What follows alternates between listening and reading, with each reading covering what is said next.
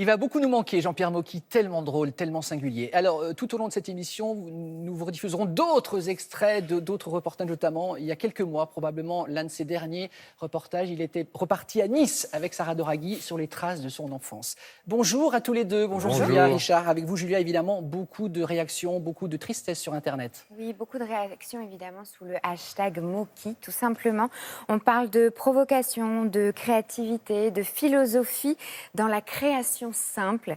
On parle de beaucoup de choses, d'impertinence, d'énergie, de colère, mais de colère créative. On parle de gouaille aussi, énormément sur les réseaux sociaux.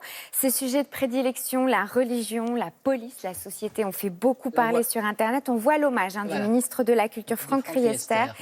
Mocky, c'était un style, une gouaille, des amitiés, des coups de gueule et surtout du cinéma. Son cinéma unique, inclassable, provocateur et poétique.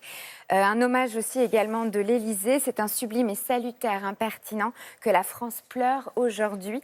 Jean-Pierre Mocky préparait un film sur les Gilets jaunes. Il était allé passer quelques jours près des barrages et il en parlait beaucoup dans les journaux. Et le film devait se faire dans les mois qui viennent.